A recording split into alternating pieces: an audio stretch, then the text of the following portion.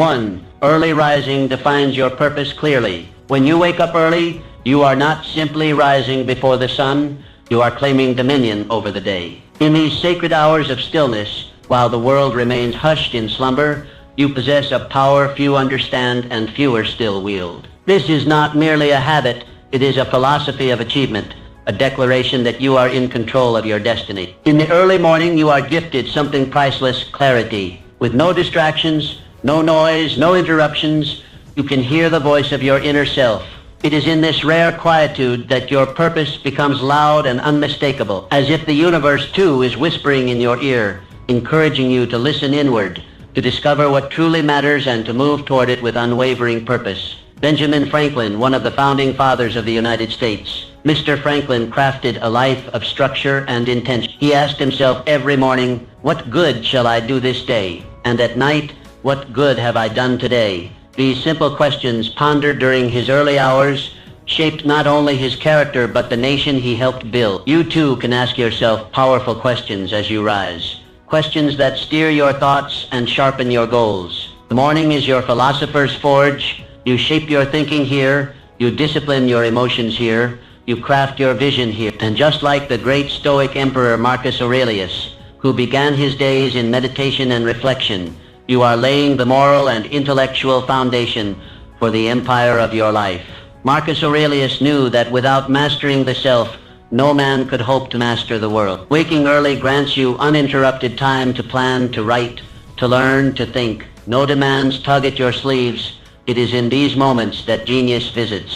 It is here that your dreams are refined into plans and your plans into committed action. Let me be candid. Those who sleep through these golden hours often stumble into their day, reactive, unfocused, driven by circumstance rather than design. But not you, because you understand that your life is too valuable to be left to chance. You wake up early, not out of obligation, but out of intention. And that makes all the difference. Think of Leonardo da Vinci, whose journals burst with inventions, insights, and imagination. He too rose with the sun, his mind teeming with questions and curiosity. Or Isaac Newton, who discovered the laws of motion not in a crowded hall but in silent contemplation. Their genius was not an accident. It was nourished in solitude, cultivated in the hours most ignore. When you rise early, you are building something greater than a routine. You are constructing a legacy. Every sunrise you witness, every quiet moment you seize, becomes a brick in the cathedral of your character. You are not merely preparing for the day, you are preparing for life. Use these hours to connect with your purpose.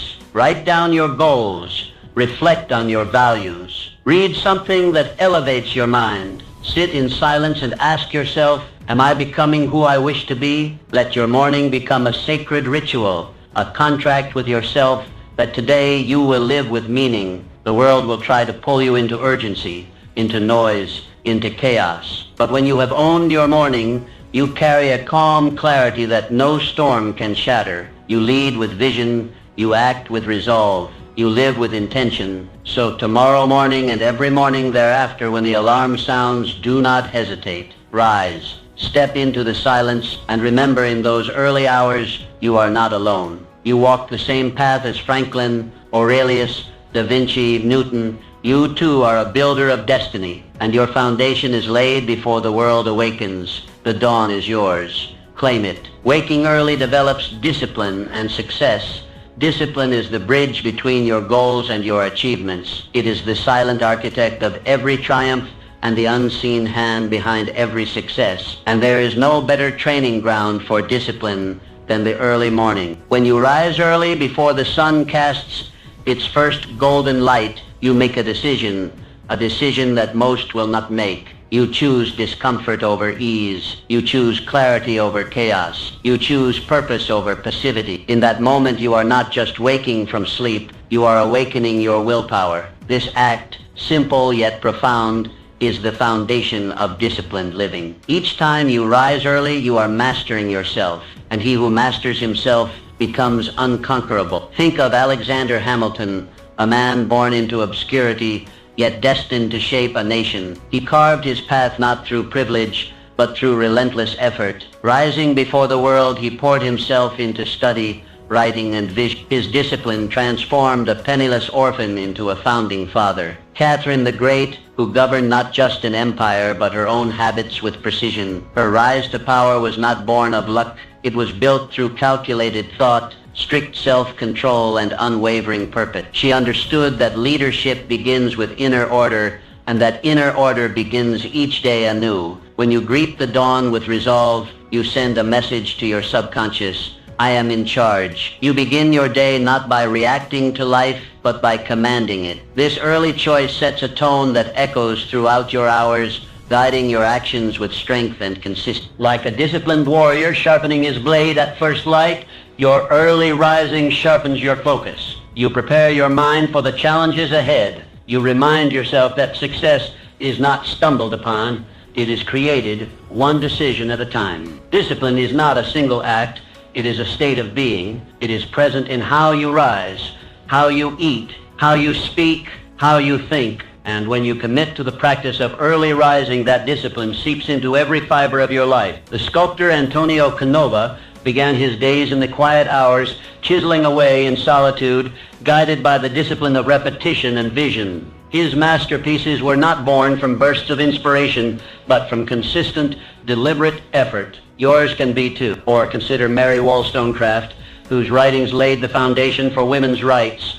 Her mornings were not idle. They were active, filled with thought, study, and purpose. She disciplined herself to rise above the expectations of her time, and in doing so, she reshaped the world. Every early morning is a rehearsal for greatness. Every time you resist the temptation of comfort and rise with intention, you fortify the muscle of discipline. This habit, once formed, becomes a foundation upon which your dreams can stand. Let others sleep through their opportunity. Let others wait for motivation. You do not need the permission of the world to begin your journey. You only need the discipline to rise. You may ask, what if I don't feel like it? Understand this: discipline does not negotiate with feeling. It does not wait for convenience. It acts, especially when it's hard. And it is in those hard moments, when you rise anyway, that your character is carved. Discipline is the gatekeeper of your potential. Without it, goals remain distant. With it, the impossible becomes inevitable. And early rising is where that discipline is trained daily, forged in silence and solitude. Use these hours not only to work, but to become. Read what nourishes you. Write what clarifies you. Reflect on what anchors you. Prepare your body, your mind, your spirit. Make the morning your proving ground. Remember, those who achieve greatness are not merely talented. They are disciplined. They rise when others rest. They act when others delay. They commit when others hesitate. So tomorrow, when the still world slumbers, let the quiet be your companion and the discipline your guide. Shape your destiny one dawn at a time. For in the early morning, you are not just awake, you are alive, determined, and unstoppable. Maximizing productivity through early rising. When you wake up early, you do more than gain extra hours.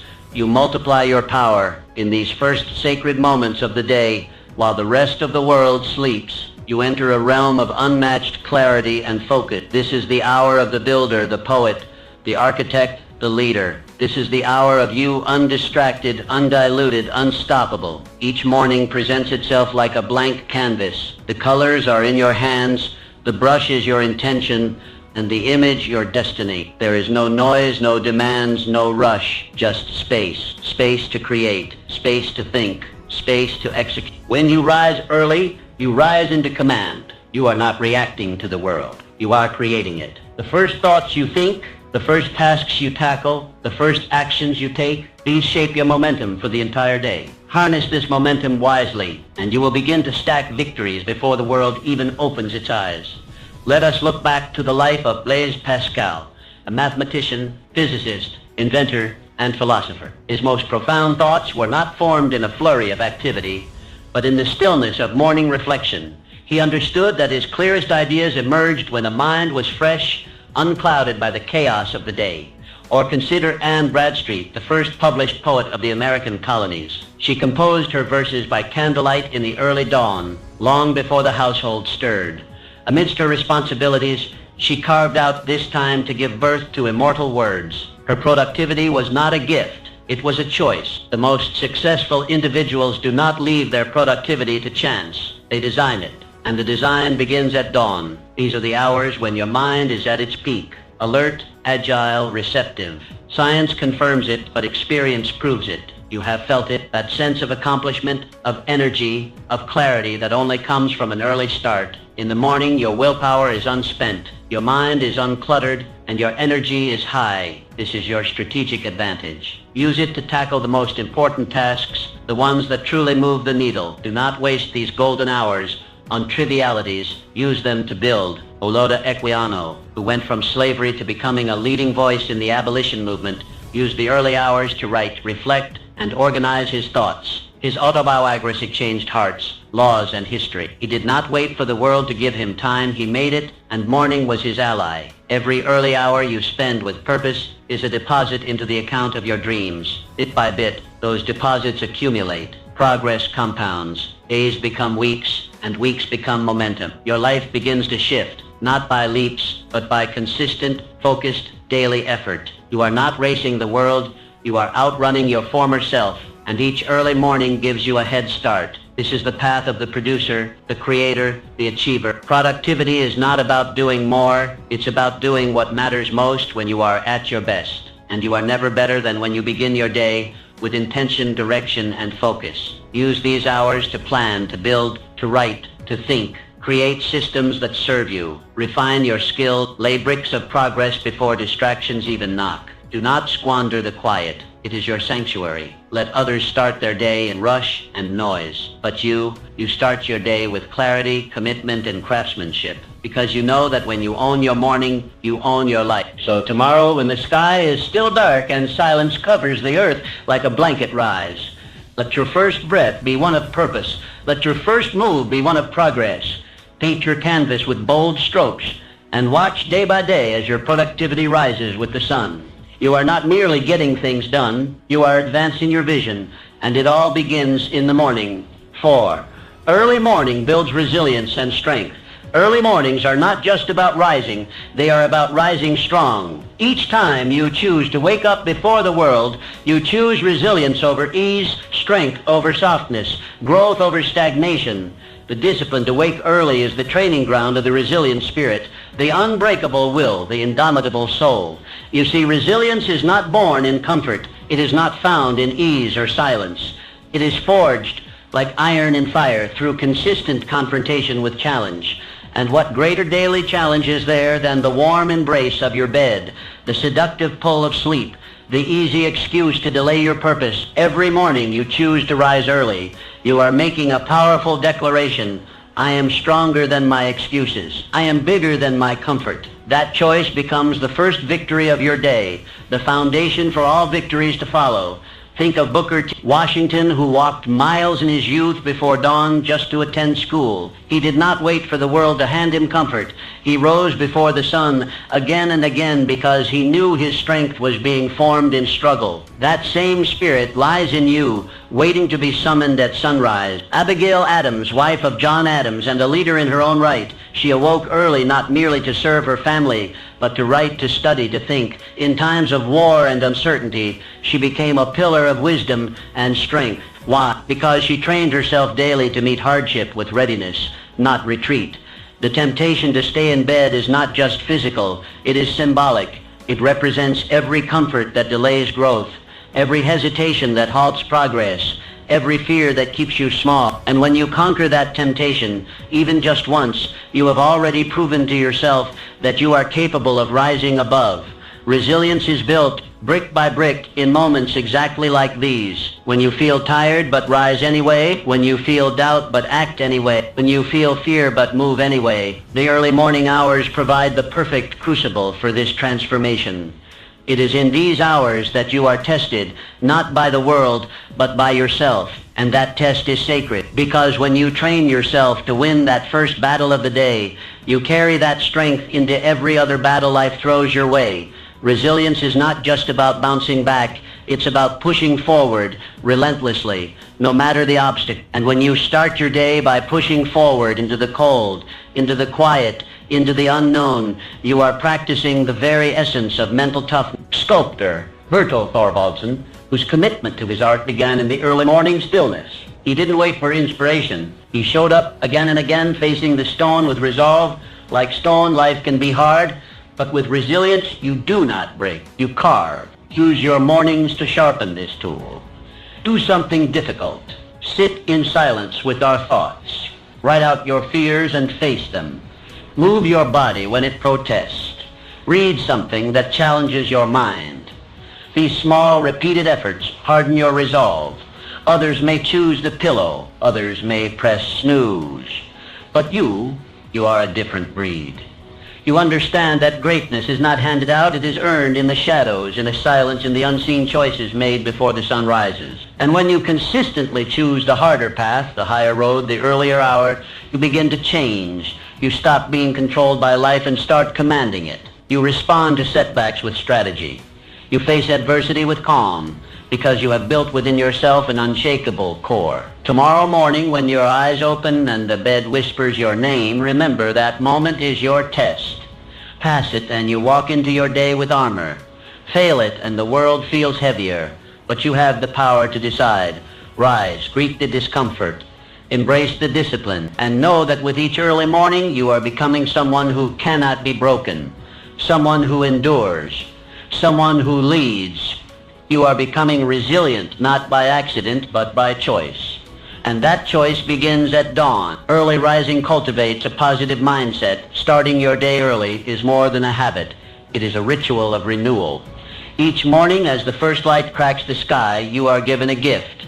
A fresh beginning, a clean slate, a chance to choose how your day will unfold. And when you rise early with intention, you set the tone for everything that follows. Every sunrise is a whisper from the universe saying, begin again.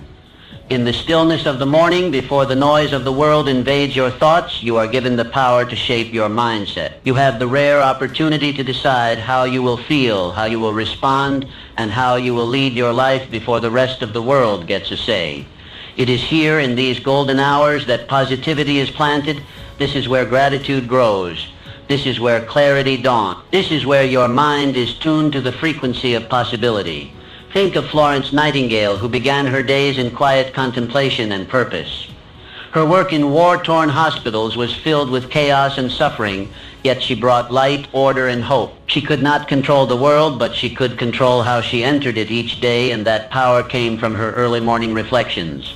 Or consider Carl Linnaeus, the great botanist, who rose with the sun to explore, document, and marvel at the natural world. He welcomed each day with wonder and gratitude, and his positive spirit transformed scientific observation into a lifelong passion. The early morning is not just a time, it is a mindset. It is a decision to begin with peace, to lead with optimism, and to live with awareness. When you choose to rise early, you claim that mindset as your own. In these hours, you are free. Free to journal your thoughts, to express gratitude for what is, and to visualize what can be. Free to meditate, to pray, to breathe deeply, and align yourself with your highest self. Free to speak affirmations that fuel your spirit. I am focused, I am capable, I am grateful, I am becoming the person I am meant to be. This is not indulgence, it is preparation. A mind that begins in gratitude is a mind that cannot be easily shaken. A spirit that is rooted in positivity is a spirit that can face challenge without fear. And a person who chooses light at dawn becomes a beacon for others throughout the day. You see, the way you start determines the way you continue. Begin with chaos and the day feels scattered. Begin with stillness and the day flows. The early riser does not stumble into life. They step into it with clarity, intention, and power. Let your morning routine become your anchor. Create space to reflect, to speak kind words to yourself, to reconnect with your values and your vision. You do not need hours, just consistency. 5 minutes of gratitude, 10 minutes of focused breathing, a few pages of powerful reading. These are not small acts. They are transformative. You are not merely waking your body, you are awakening your spirit. And when the spirit is awake, there is no room for bitterness, no space for complaint. You see opportunity in challenge, light in darkness, and lessons in every failure. Let others wake in haste, diving headfirst into the demands of the world. But you begin your day in harmony. You begin with purpose. And that difference will echo in every conversation, every decision, every moment you live. Tomorrow morning, as the world sleeps, rise, light a candle, open a journal, step outside and breathe in the dawn air. Say something beautiful to yourself. Think of 3 things you're grateful for. Set your mind on growth, not fear, on service, not selfishness. You do not need perfect conditions to live positively. You only need a willing heart and a consistent practice. Begin each day in this spirit, and you will notice the people around you respond differently. Your work flows more freely. Your burdens feel lighter. Why? Because you are different. You have chosen to start strong, to lead yourself before leading others, to cultivate light before facing the dark, and in doing so you become the very embodiment of positive living. This is the hidden power of early rising, not just productivity, not just discipline, but the ability to choose your spirit each day. And when you choose positivity, you choose a life that lifts others as it lifts you. Rise early, rise grateful, rise empowered, and let your light be felt in everything you do. 6. Early mornings foster continuous learning. Continuous learning is not simply a virtue, it is the bedrock of advancement. No man climbs the ladder of success without feeding his mind, sharpening his intellect, and stretching the boundaries of what he knows. And there is no hour more suited to this sacred pursuit than the early morning. When the world lies quiet, when giants are still at rest, your mind becomes a sponge ready to absorb, to reflect, to expand. It is during this serene time that the mind is most open, most receptive, most alive. Each early morning is an invitation to grow. And if you accept that invitation with consistency, you will become unstoppable. When you dedicate your mornings to learning, you are not simply gathering information. You are building the mind of a leader. You are training your thoughts to be clear, your decisions to be sound, your perspective to be wide. This is not a fleeting effort. It is a daily commitment to your evolution. Let me speak plainly. The men and women who rise to greatness are those who treat their minds with reverence. They study not just for gain, but for growth. They journal not just to document, but to understand. They reflect not merely to remember, but to awaken wisdom. Galileo Galilei, who began each morning with study and solitude, he dared to question what others blindly accepted. His mornings were spent nurturing the intellect that would eventually move the stars. He did not wait for ideal circumstances. He created them by beginning his day in disciplined inquiry. Sor Juana Inés de la Cruz, a woman whose thirst for knowledge defied the barriers of her time. In the silence of dawn, she read, wrote, and challenged the assumptions of her era. The early hours were her sanctuary for learning, and from that foundation, her genius flourished. When you rise early and dedicate that time to reading powerful books, writing your insights, or reflecting on past experiences, you are planting seeds of greatness. One idea read in silence can become the strategy that transforms your career. One insight captured in a journal can become the guiding light through a future storm. The mind, like the body, must be exercised. Left idle, it withers, but trained daily, it becomes sharp, agile, decisive. And the best time to train it is when the day is new, before the demands of life crowd your thoughts and dilute your focus. Let your morning be a classroom, your desk a place of transformation, and your journal a companion to your journey. Read not only to entertain your mind, but to elevate it. Write not only to organize your thoughts, but to discover them. Reflect not only on what has happened, but on what must become. Learning is not the domain of the young alone. It is the practice of the wise. As long as you breathe, you are capable of growth. And when you give your best attention to that growth in the morning, you begin each day with the momentum of mastery. Think of Johann Sebastian Bach, who began his days composing, experimenting, learning from every sound, every silence. He was not merely born with talent, he nurtured it with hours of deliberate practice at dawn. You too are not limited by what you were given. You are empowered by what you choose to build. Do not seek comfort in repetition, seek expansion. Read what challenges you, write what reveals you, question what confines you. This is the essence of morning learning. It sharpens your edges, deepens your understanding, and aligns your mind with your mission. As the sun rises, let it find you in study. Let it illuminate the pages of your book, the lines of your journal, the corners of your mind where untapped potential waits to be discovered. Let each morning become a chapter in your personal education, a ritual of self-improvement that builds day upon day. The leaders of history did not merely react to life, they understood it. And that understanding was born from quiet hours spent in pursuit of knowledge. So too will yours be. Make this commitment. Each morning, before the noise of the world begins, I will rise to grow. I will read. I will write. I will think. And in doing so, I will rise, not just from my bed, but into a greater version of myself. That is the path of the learned. That is the path of the strong. And that is the path of the successful. 7. Early rising enhances self-belief. Self-belief is not born from wishful thinking. It is not a gift, granted at birth or bestowed by others. It is earned, built brick by brick through consistent action, repeated commitment, and disciplined living. And there is no action more powerful, no proof more convincing than your decision to rise early each day in pursuit of a higher version of yourself. Each morning, as you step out of bed while the world still sleeps, you are sending a message to the deepest part of your soul. I believe in myself enough to act. I believe in my goals enough to begin again. This daily decision becomes your evidence, undeniable and personal, that you are worthy of the life you envision. Self-belief does not come from standing still. It comes from movement. And every early morning that you rise with intention adds to the reservoir of confidence within you. You begin to trust yourself, not just in theory, but in practice, because your actions have proven your dedication. Think of Michael Faraday, the great experimental scientist who began each day in his laboratory with methodical focus. He did not rely on grand gestures or public praise. His belief in his own capability came from hours of invisible work, consistently showing up, building momentum, refining his mastery. Or look to Fanny Mendelssohn, composer and pianist, who practiced at dawn before anyone else stirred. Her brilliance was not handed to her.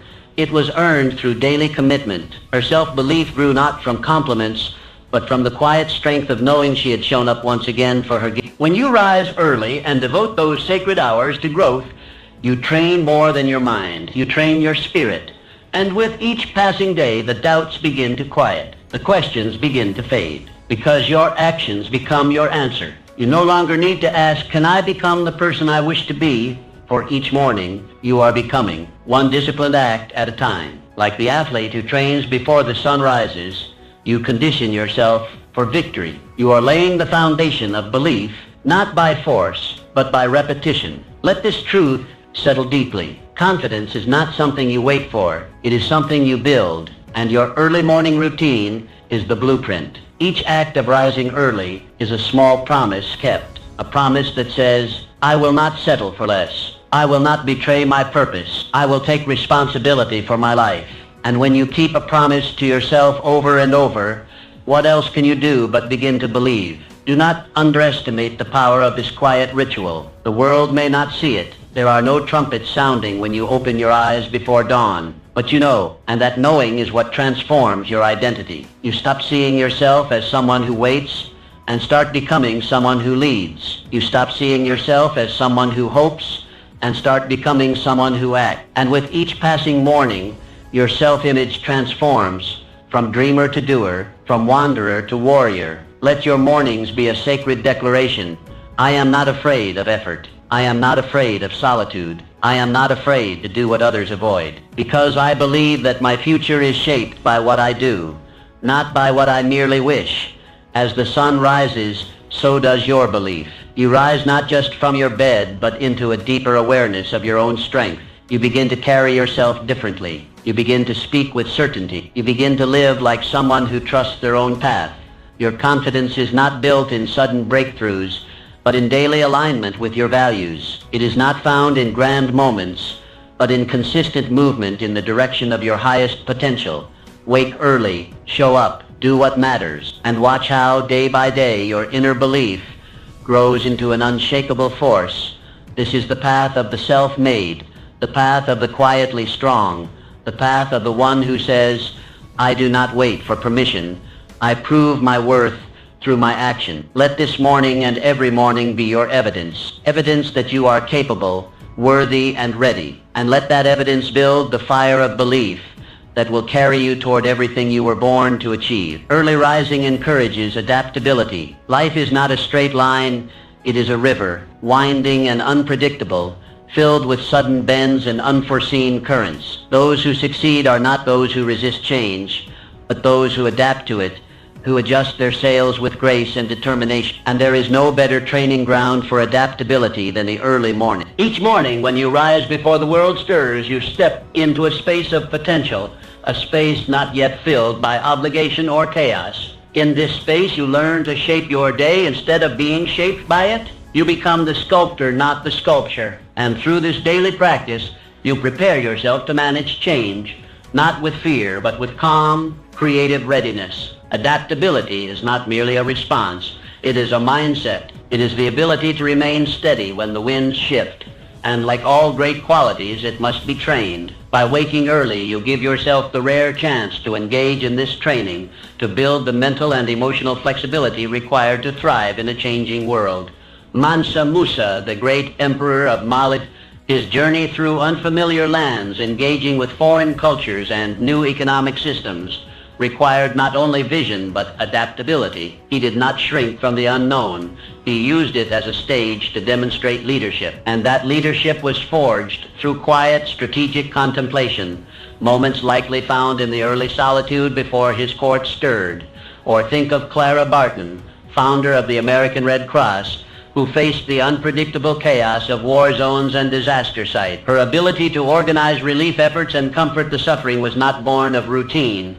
It was born of resilience through adaptability, and that adaptability was sustained by her unwavering morning discipline, which grounded her even when the world around her trembled. Each morning you rise early, you are given a rehearsal for life itself.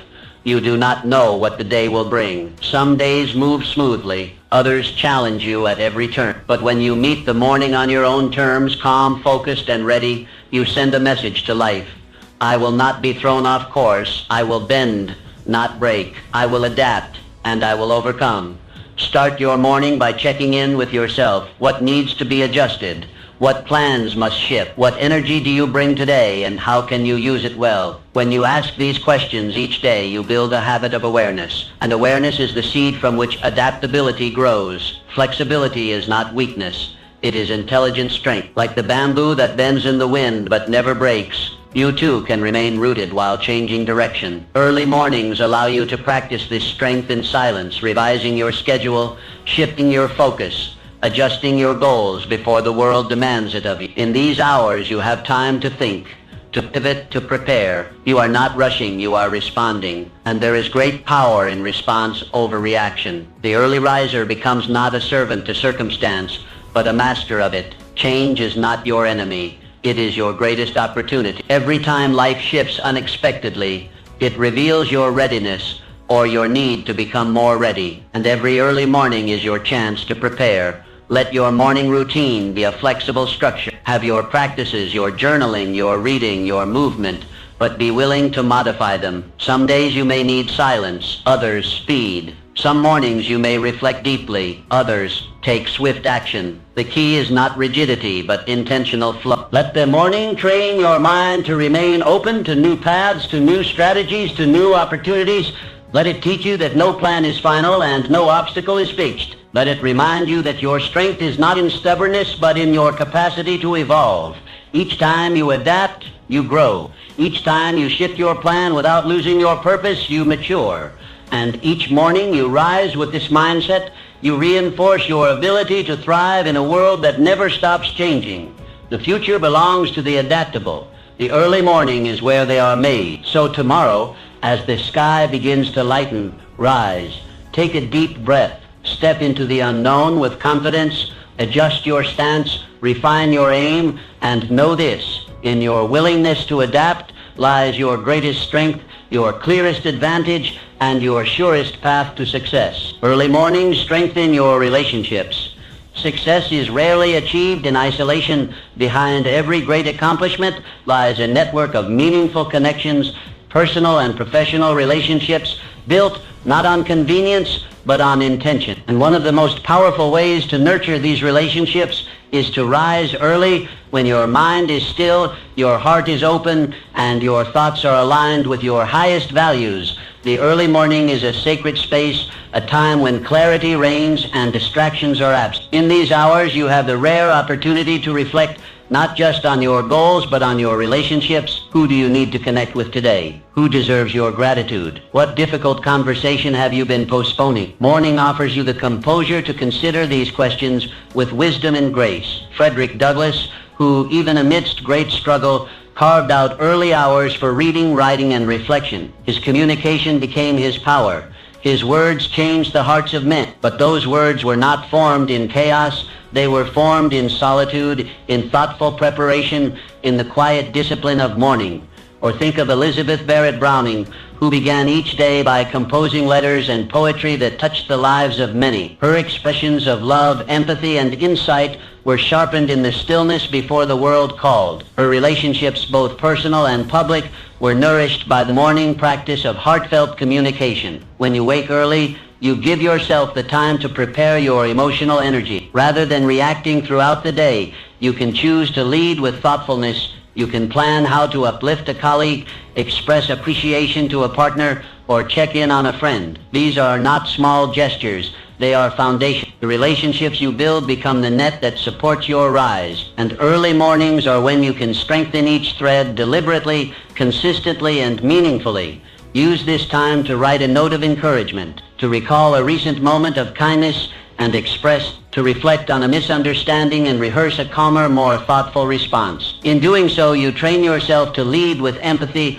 not ego. And from that place, all relationships begin to flourish. The early riser is not only more productive, they are more present. And presence is the rarest and most valuable gift in any relationship. When you give someone your full attention, undistracted, undivided, and rooted in clarity, you uplift them. You make them feel seen. And people never forget how you make them feel. Let your mornings become a workshop of connection. Ask yourself, who in my life needs my encouragement? Where can I bring harmony? What act of generosity can I offer today? When these questions begin your day, your relationships transform from accidental to intentional. Make space for reflection. Journal about your interactions. Recognize patterns. See where you are showing up fully and where you are withholding. Morning reflection is not self-criticism. It is self-alignment. It allows you to enter each relationship with greater honesty, humility, and presence. Johann Wolfgang von Goethe, who valued correspondence and reflective thought as pillars of his daily rhythm. His early hours were spent writing letters and documenting insights,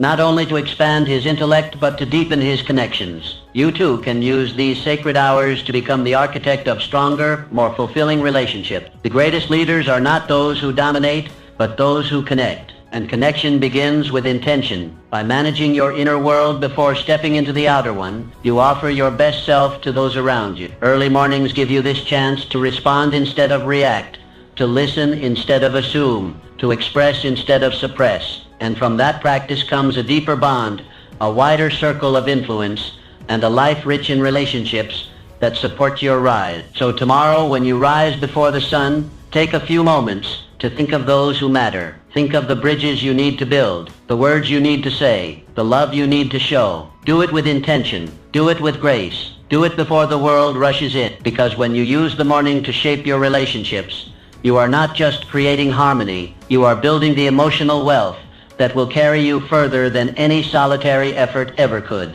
Rise early, lead with love, and watch how your world transforms, one relationship at a time. Early rising drives consistent action. Greatness is not built in moments of inspiration. It is built in consistency. It is not what you do once in a while that shapes your life, but what you do every single day. And the most fertile ground for this daily commitment lies in the early morning, when your world is quiet, your mind is clear, and your purpose stands before you like an open road. When you rise early and begin your day with intention, you establish a rhythm, a personal cadence that guides your actions, anchors your habits, and accelerates your growth. These early hours are the workshop of the consistent. They are the proving ground of the commit. And each morning you choose to act, you place another stone on the path to your destiny. Consistency is not glamorous. It is not always exciting, but it is powerful. Like the craftsman who shapes wood or carves stone, you shape your future through repetition, through steady hands and focused effort. One day's work may not show visible results, but day after day, week after week, the masterpiece emerges. Think of Immanuel Kant, who maintained a strict daily schedule that included early morning walks and dedicated time for writing and reflection. His commitment to daily discipline allowed him to produce philosophical works that shaped the thinking of generations. His mind became sharp, not through bursts of genius alone, but through reliable structure and consistent output. Or look to Louisa May Alcott, who rose early to write even when burdened by illness and financial strain. Her consistency in those precious morning hours gave birth to stories that continue to inspire readers around the world. Her words were not forced, they were forged, one morning at a time. When you rise with the sun, you beat the resistance that plagues most people. You begin the day before hesitation can take root. You move while others linger. You create while others wait. And each time you do, you build trust in yourself, not only that you can act, but that you will act. Consistency is the bridge between your vision and your results. Without it, dreams remain abstract, but with it they solidify. Step by step, line by line, brick by brick, and the early morning gives you the chance to lay those bricks in silence, without distraction, with complete presence. Use the morning to recommit to your purpose. Identify the one action, however small, that moves you forward, and do it. Write the page, study the lesson, review the plan, reflect on your progress. When this becomes your daily rhythm, success is not a matter of if, but when. These actions may feel minor in the moment, but compounded over time, they become monumental. You do not need to revolutionize your life in a single day. You need only to make today count. Then rise and do it again. The farmer who tills the soil each morning does not doubt the harvest. He knows the results are in the rhythm. So it is with your goals. Water them daily. Tend to them consistently. And one day you will look up and see what you have built, not by luck, but by daily effort. Let your early morning be a sacred contract with yourself. No matter what happens in the day ahead, this is the time I give to my mission. This is when I move the needle. This is when I show the world and myself that I am not merely a dreamer, but a doer. Consistency becomes character. It becomes identity. And identity becomes destiny. The man who acts every morning with purpose becomes unstoppable. Not because his journey is easy, but because his discipline is unshakable. So rise not just to begin the day, but to build your life. Rise not just to get through it, but to move towards something greater. Let your actions repeated in the quiet of morning become the rhythm of success. Let others rely on occasional bursts of motivation. You will rely on your commitment. Let others wait for inspiration. You will begin with action, and in doing so, you will separate yourself not through force, but through consistency. One morning at a time, one step at a time, one victory at a time. This is how dreams become reality. We pray for guidance, for purpose, for a breakthrough, especially in the area of our finances. And sometimes, just sometimes, life begins to whisper back to us in subtle, sacred ways. If you are paying attention, you may be seeing signs, gentle nudges, quiet affirmations that God is leading you towards something greater, toward wealth. Not just material wealth, but the fullness of life in every sense. Today, I want to speak to those of you who feel it, who see it, who sense that a shift is happening. You are not imagining things. You are being prepared, positioned, and propelled toward a season of abundance. Let me be clear. Wealth is not evil. The love of money is the root of all kinds of evil. But wealth, in the hands of a righteous heart, is a divine tool.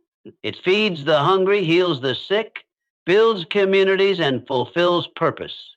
Wealth allows you to be a blessing on a larger scale. And if you are seeing the signs, if these messages resonate in your spirit, then God may very well be leading you into a season where your needs are met, your cup overflows, and you are positioned to be a blessing.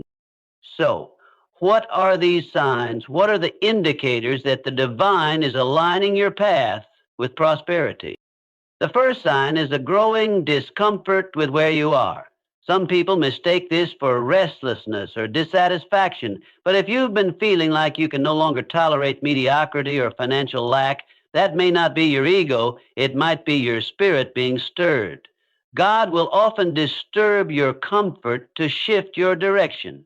When he wants to move you to a new level, he allows the old level to become uncomfortable. Suddenly, you can't stay in a job that once felt stable. You can't remain in environments that drain you. You sense a calling for more, even if you can't define what more is yet. This discomfort is not a punishment, it's preparation. Another sign is divine discontent coupled with divine ideas. You're not just unhappy with your circumstances, you're being flooded with visions, ideas, plans. You're waking up with thoughts you didn't go to bed with. You're thinking about business models, creative ventures, investment opportunities. That's not a coincidence. That's not random. God speaks through inspiration. He deposits vision into people he intends to use. If your mind is suddenly fertile with ideas that seem beyond your previous thinking, you are likely being led toward the wealth connected to those ideas. Then comes alignment of resources. It may start small. Someone offers help, an old contact reconnects. You find a podcast, a book, a mentor. Doors start to open where once you saw only walls. God works through relationships, timing, and information. You might think that's just luck or that's a coincidence, but in the kingdom there is no such thing as coincidence. There is only calling. When the right people, tools, or teachings come into your life, pay attention. These are divine breadcrumbs guiding you to the bigger picture. You may also notice an increase in spiritual sensitivity. You begin to hear God more clearly, not necessarily audibly, but internally. Your intuition sharpens. You begin to discern what is for you and what is not. You lose the taste for gossip, for meaningless distractions. Your inner life begins to shift. This is not accidental. God cannot give you abundance externally if you are bankrupt internally. So he starts by growing your spiritual wealth. He expands your wisdom, your discernment, your patience. He shows you how to steward small things so you'll be ready for the big things. This sensitivity is a sacred sign. Perhaps the most confusing yet powerful sign is loss. I know that sounds contradictory, but hear me out. Sometimes before God multiplies your harvest, he clears the field. You may lose a job, a friendship, a stream of income, or even your sense of direction. It can feel devastating. But look again. God may be subtracting to prepare you for a greater addition. He removes what no longer serves your destiny so that your hands will be free to receive. Don't curse the loss. Understand its purpose. Wealth isn't just gained by addition. It often comes by subtraction. First, trust the pruning. Another major sign is a shift in your language and mindset. You no longer speak like someone defeated. You no longer see yourself as a victim of circumstance. You're not just thinking about surviving. You're beginning to believe in thriving. Even if your current bank account doesn't match your mindset, you're no longer thinking small. That change is spiritual. The Bible says, as a man thinks in his heart, so is he. If your inner life is beginning to echo abundance, gratitude, generosity, vision, it's only a matter of time before your outer life reflects the same.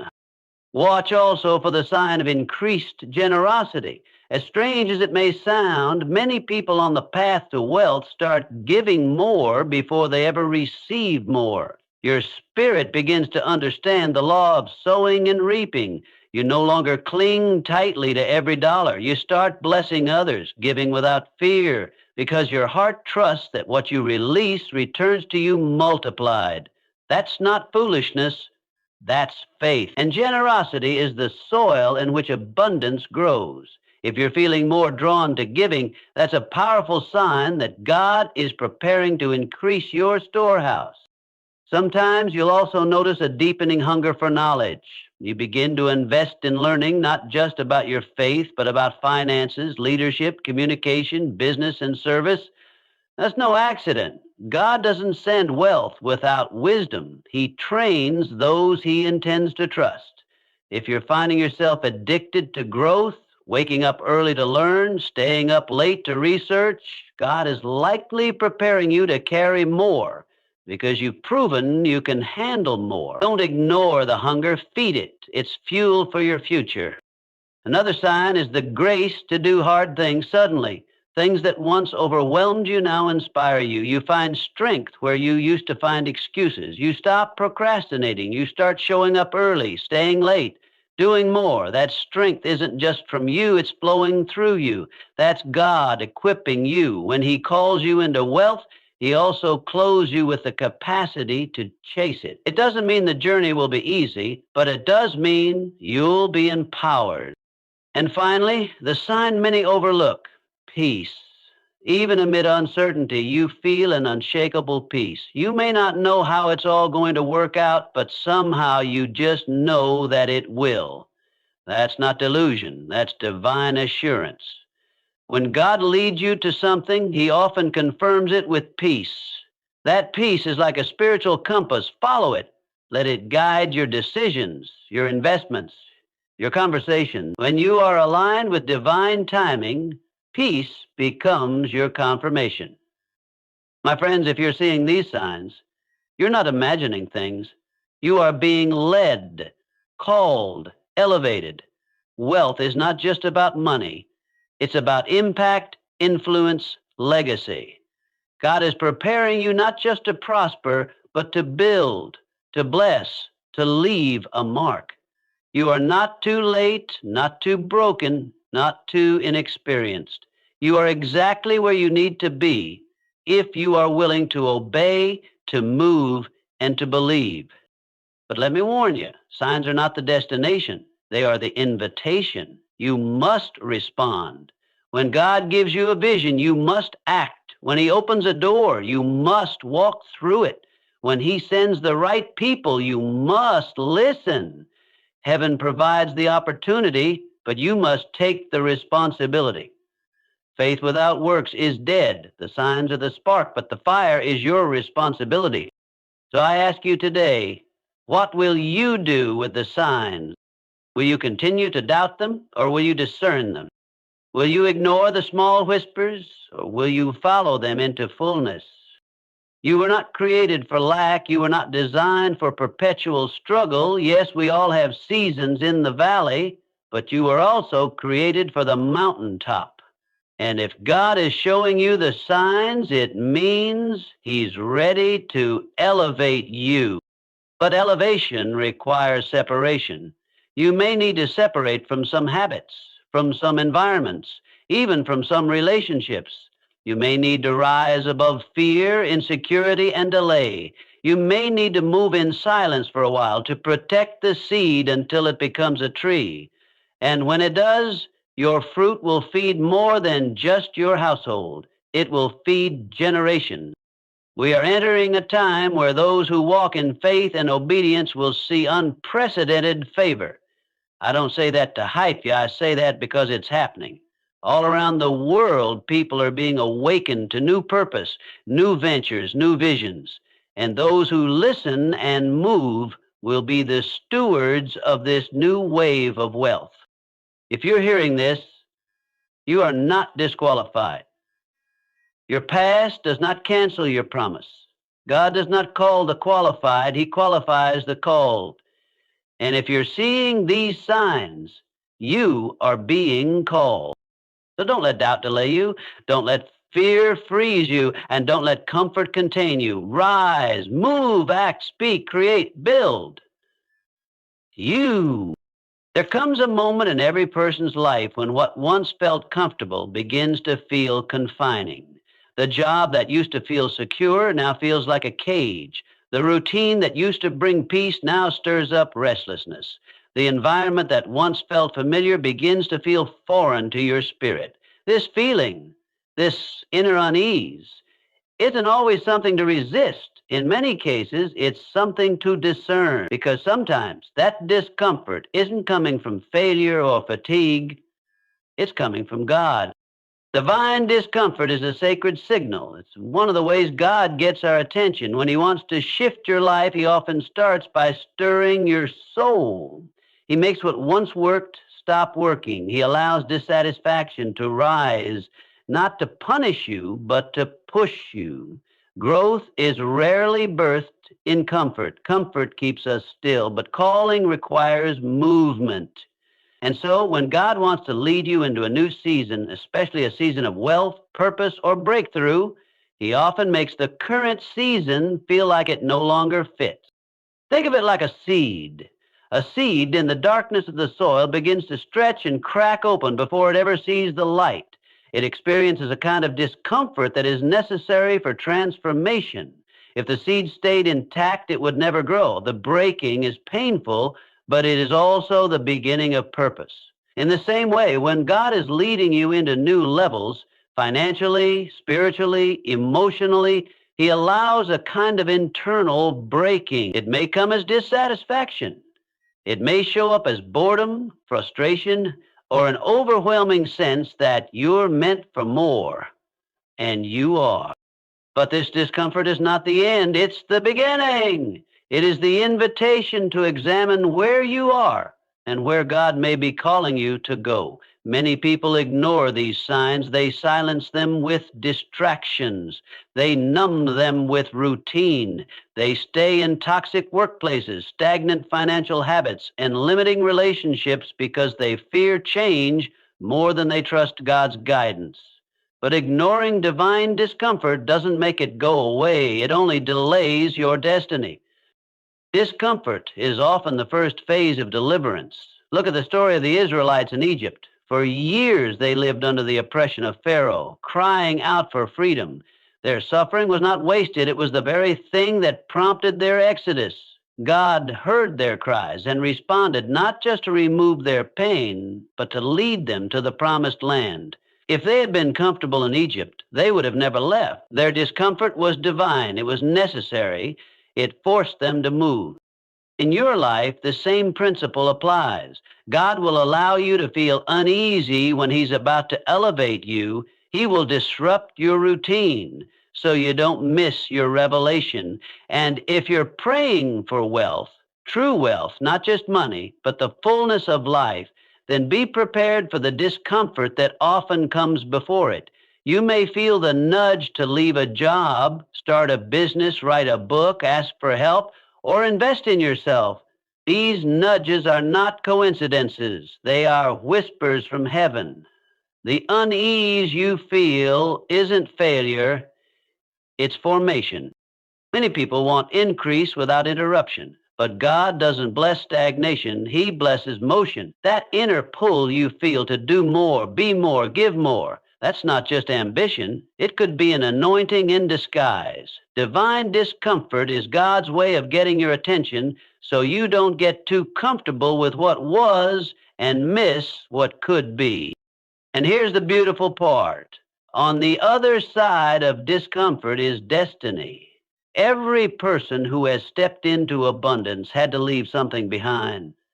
It might have been comfort, it might have been fear, it might have been approval from others, but they chose to follow the voice within that said, you were made for more. That voice, my friend, may be speaking to you right now. So if you're feeling uncomfortable in a season that once felt right, don't panic, don't retreat, lean in. Ask God what he's trying to show you. What is he calling you to release? What new thing is he preparing you to receive? Because that discomfort may be the very sign that you're standing on the edge of transformation. God does not waste pain. He uses it.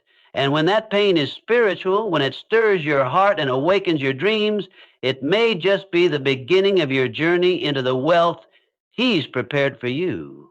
Trust the shift, honor the discomfort, and follow where he's leading. In the journey toward wealth and purpose, one of the most important truths to understand is that God always plants vision before he releases provision. That means you will often see the dream long before you see the resources. You'll feel the calling before you touch the income. You'll have the idea before you have the bank account to fund it. And while that might feel frustrating or even unfair, it is actually a divine pattern. It's how God works, not to confuse you, but to prepare you. Vision is the seed of your future. It is the mental and spiritual picture of what could be, even when nothing in your current life reflects it. When God places a vision in your heart, he is revealing a glimpse of his plan for your life. It might be a business idea, a ministry, a creative project, a family goal, or a dream to make a difference in the world. Whatever form it takes, the vision always comes first. Why? Because vision builds faith, provision builds comfort, and faith must come before comfort if you are to grow into the person who can steward what God wants to give you. Think about every major figure in the Bible who was blessed with wealth, impact, or leadership. Each one received a vision before they received the resources. God told Noah to build the ark, but there was no flood in sight. He told Abraham he would be the father of many nations before he had a single child.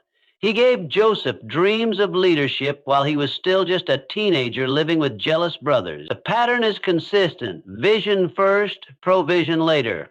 And in between those two, there is a process, a period of preparation and testing. If you've ever been given a vision that felt too big for your current reality, you're in good company. God doesn't give small visions because he's not a small God. The gap between your vision and your reality is not a sign that you're wrong. It's a sign that you're called. That gap is what drives you to depend on him. If you had the money, the connections, and the support from the beginning, you might think the dream was your doing. But when God gives you a vision that stretches your resources, it humbles you. It forces you to seek him, to trust him, and to walk by faith. Provision delayed is not vision denied. Just because you don't have the money yet doesn't mean the vision is invalid. Just because doors haven't opened yet doesn't mean the dream is dead. In fact, the period between vision and provision is often the most crucial time in your development. It's where character is built. It's where discipline is forged. It's where you learn to manage, strategize, plan, and trust.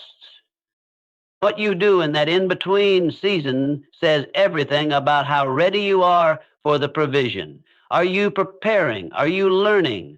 Are you sowing into the vision with your time, your attention, and your energy? Many people wait for money to start moving, but in the kingdom, movement often precedes money. God looks for people who act on the vision before it's fully resourced. That's how he measures faith. And faith is what activates favor. Sometimes the provision doesn't come all at once because you're not ready to manage it. God is not just interested in giving you wealth. He wants to make sure the wealth doesn't ruin you. So he gives you the vision to awaken desire, to ignite discipline, and to provoke pursuit.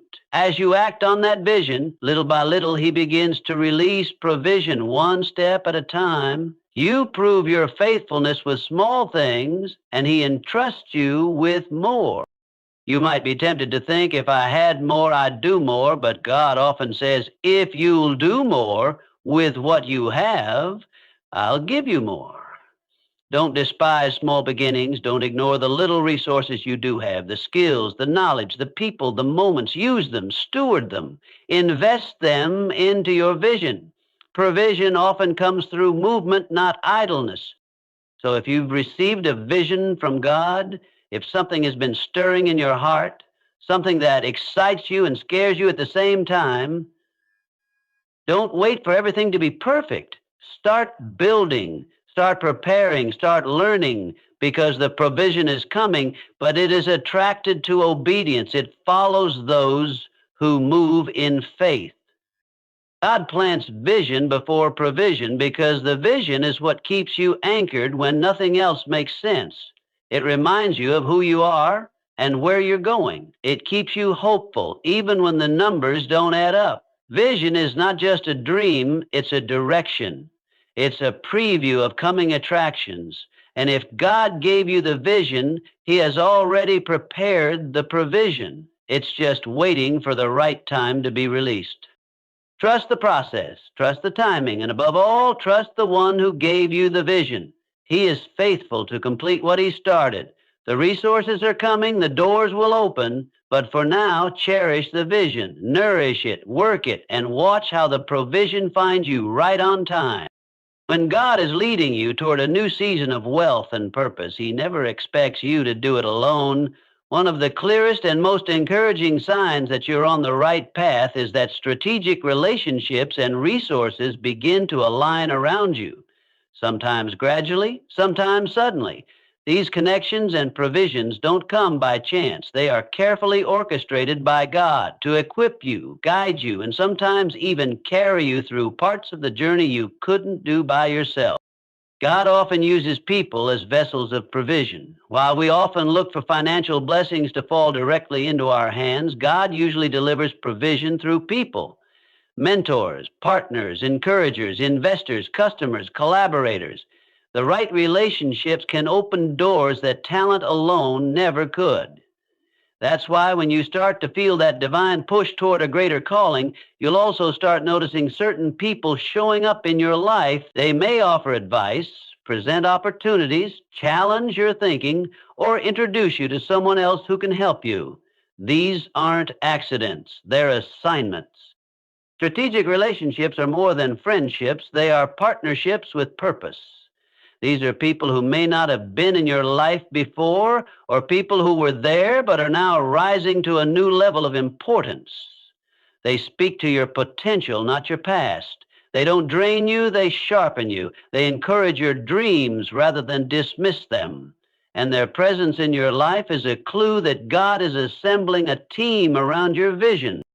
But alignment isn't always about new people. Sometimes it's about the repositioning of existing ones. A family member who once didn't understand your vision may suddenly begin to support it. A friend who never took your dreams seriously may start cheering you on. Even old contacts may resurface with new relevance.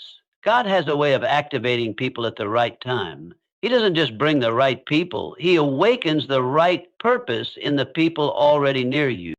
In the same way, resources begin to align. You may come across a book, a podcast, a class, or a seminar that speaks directly to what you need next.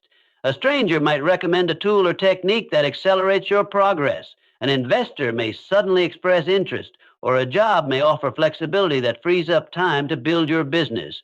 Sometimes it's as simple as coming across free content online that feels like it was created just for you. When that starts happening frequently, take note. You're not just lucky, you're being led. Provision doesn't always come in the form of money. It can be time, wisdom, insight, favor, energy, or opportunity. Often, it's the combination of those things that moves your vision forward. What matters is that you're paying attention. Are you recognizing when a conversation is more than casual?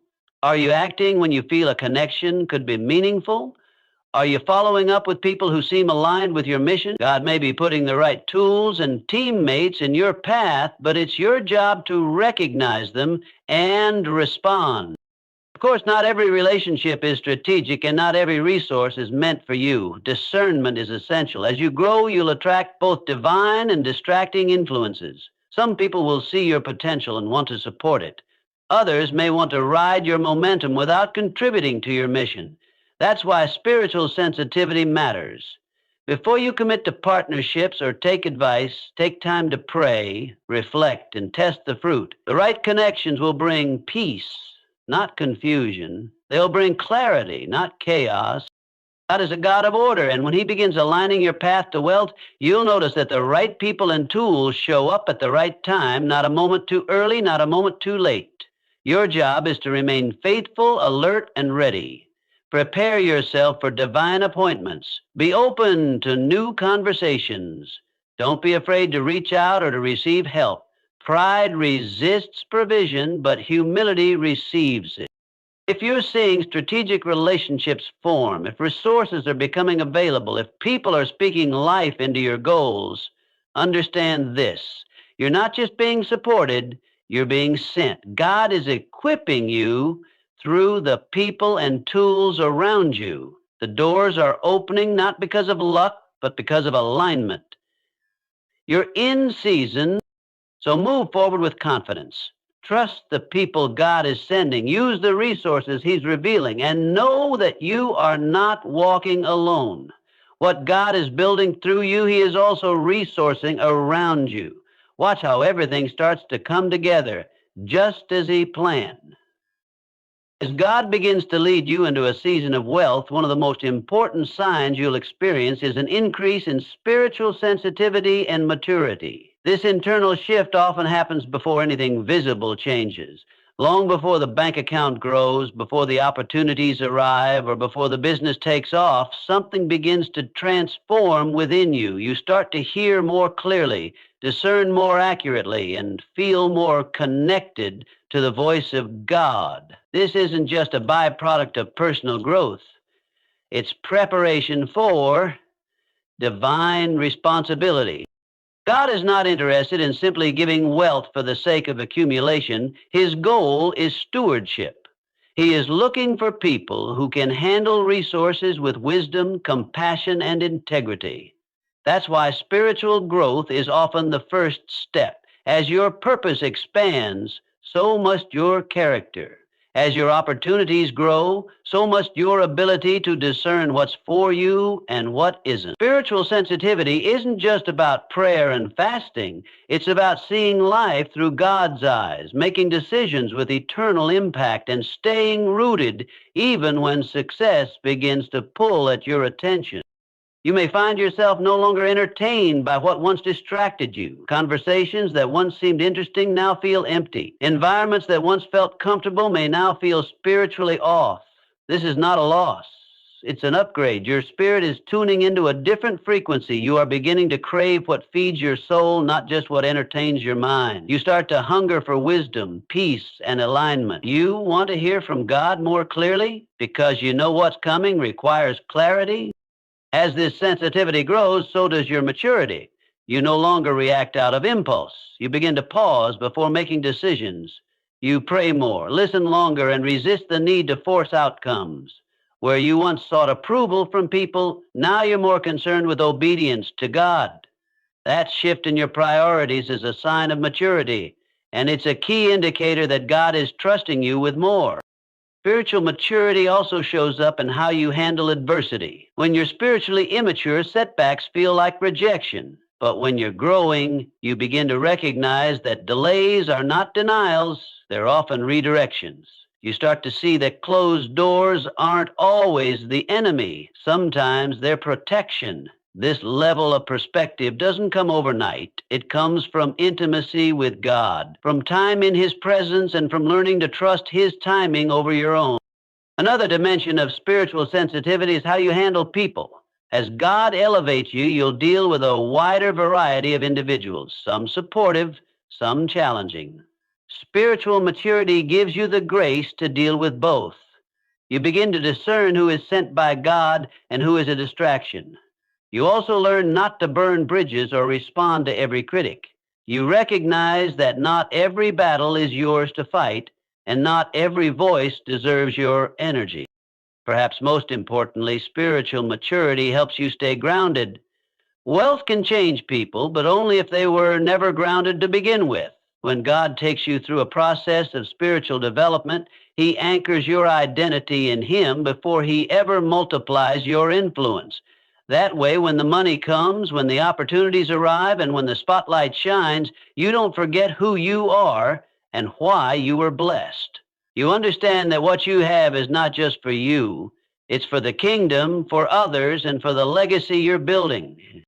As your spiritual sensitivity increases, you begin to hear God's voice in places you never did before, in everyday decisions, in relationships, in how you spend, how you save, how you serve. You start to invite God into all areas of life, not just the spiritual ones. Your finances, your business plans, your investments, they all come under His guidance. That's the difference between someone who's chasing wealth and someone who's being led to it. One is driven by ambition. The other is guided by purpose. This maturity also teaches you patience. You're no longer rushing to make things happen. You trust the process, even when it's slow. You know that when God builds something, He builds it to last. So you stop comparing your timeline to others and start focusing on obedience over speed. That's spiritual wisdom in action. If you're noticing these changes, if you're becoming more aware of God's presence, more sensitive to His direction, and more grounded in your identity, it's a sign you're being prepared. God is aligning your heart before He increases your hand. He's maturing your spirit before he multiplies your storehouse. Don't rush this process. Embrace it. The internal growth is the foundation for the external abundance. Because when your spirit is strong, your vision is clear, and when your heart is aligned with heaven, the wealth that comes to you won't just bless you, it will flow through you to bless many. Loss is one of life's most painful experiences. Whether it's the loss of a job, a relationship, a financial opportunity, or even a dream, it can feel like the ground beneath you has shifted. Yet in the spiritual journey, especially when God is preparing you for a new season of wealth and purpose, loss is not always what it seems. It may feel like a setback, but in God's plan, it can be a setup for something greater. Often you will experience loss not as punishment, but as preparation. And through that loss, God brings clarity that could never have been achieved any other way. We tend to associate progress with gain, more money, more success, more visibility, but God doesn't always operate according to human expectations. In his divine wisdom, he knows that before you can carry more, you sometimes have to release what's weighing you down. Loss becomes a spiritual pruning. Just as a gardener cuts back branches to allow healthier growth, God allows certain things to be removed from your life so that something greater can emerge.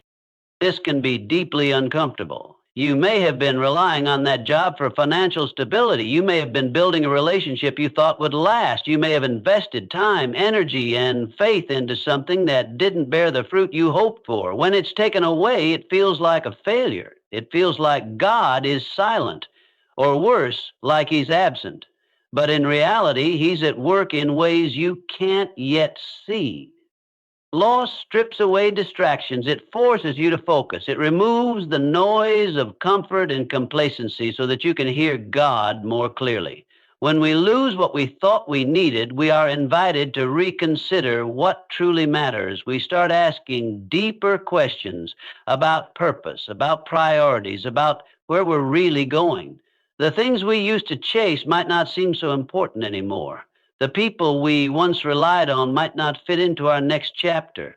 Clarity begins to form not through gain, but through subtraction. Some of your greatest breakthroughs will come after loss. The clarity that emerges can lead to a refined vision, a realigned path, or a renewed understanding of what success really means. Maybe you had a business idea that failed, but through that failure, you learned something that prepared you for a better opportunity.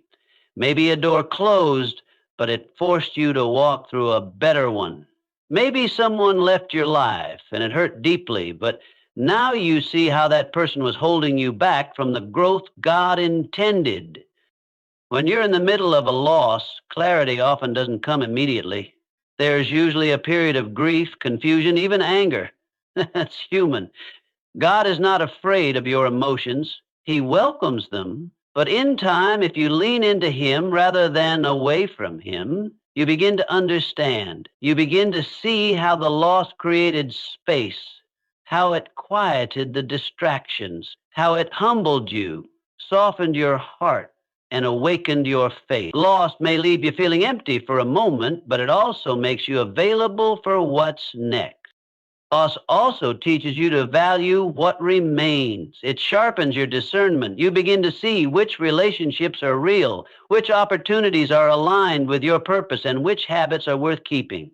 You become more intentional, more prayerful, more focused. You stop wasting energy on things that don't serve your destiny. That kind of clarity is priceless, and it often only comes through the refining fire of loss. It's important to remember that just because you lost something doesn't mean you're losing. In God's economy, the way up is often down. The way to more sometimes begins with less. Letting go isn't always a sign of weakness. It's often the beginning of wisdom. You may not understand why something had to end, but you can trust that God sees the full picture. He removes what won't serve your future and preserves what will. If you're in a season of loss, don't rush to replace what's gone. Sit with the silence. Ask God what he's revealing. What truth is rising to the surface? What vision is becoming clearer now that the noise is gone? This is sacred ground. It's in this place that your next chapter begins to form. You are not being punished, you are being positioned. And the clarity you gain now will guide you toward the wealth and purpose God has prepared. What you lost may not return in the same form, but what's coming will make sense of everything that's been removed. Trust the pruning, honor the process, and hold on to the promise that God wastes nothing, not even loss. There is a kind of peace that defies explanation, a calm that exists even when your circumstances seem uncertain. When God is leading you toward wealth and purpose, one of the most powerful signs is that you begin to walk in peace, even when there is no physical proof that things are working out. It's not the peace that comes from having a full bank account or a clear 5-year plan. It's deeper, it's spiritual. It's the peace that comes from knowing you are walking in alignment with God's will, even if nothing around you has changed yet. This peace is not natural, it's supernatural. In the natural, everything might look chaotic. You might be waiting for a job offer, trying to launch a business, working through debt, or facing delays that don't make sense, and yet inside, you're not panicking. You're not consumed with fear or rushing to fix things in your own strength. Instead, there's a quiet confidence that somehow things are moving in the right direction. That confidence isn't built on evidence, it's built on trust. Peace without proof is one of the strongest indicators that your faith is maturing. It means you are no longer relying solely on what you can see, feel, or control. You've shifted from needing external validation to internal assurance. That's not to say doubt never creeps in, but the peace of God anchors you in a way that overrides anxiety. Even when your emotions fluctuate, your spirit is steady. That's what happens when you're truly being led by God. In Scripture, we're reminded that the peace of God surpasses all understanding. It guards our hearts and minds, not with logic, but with presence. God's peace is not the absence of problems. It is the presence of divine assurance. It lets you move forward when the plan isn't fully revealed. It lets you build, create, sow, and serve, even when you haven't yet seen the harvest. It quiets the questions and centers your soul in the truth that God is faithful, even in the unseen. When you're walking in this kind of peace, people around you might not understand. They may question your choices. They may wonder how you can be so calm when your life appears to be in limbo. But that's exactly what makes this peace so powerful. It doesn't depend on external proof. It's rooted in spiritual discernment. You know what God told you. You remember the vision He gave you. You trust the whispers of the Holy Spirit more than the noise of the world. Peace without proof is also an act of spiritual warfare. The enemy thrives in anxiety, fear, and urgency. He wants you to doubt, to give up, to make decisions out of desperation rather than direction. But when you choose peace, you rob him of power. You resist the temptation to act impulsively or settle for less than God's best. You wait with expectation, not fear. You move with wisdom, not pressure. That kind of posture not only honors God, it attracts favor. This peace also allows you to enjoy the journey. So many people delay their joy until they see results. They wait to feel successful until the money shows up or the plan works out. But when God gives you His peace, you begin to live with contentment now. You learn to celebrate progress, not just perfection. You begin to recognize that the process itself is holy, that God is just as present in the waiting as He is in the breakthrough. There's something unshakable about someone who walks in peace. They don't chase opportunities, they attract them. They don't force outcomes, they flow with grace. They trust that what's for them will find them in due time. This doesn't mean they're passive or lazy. It means they're focused.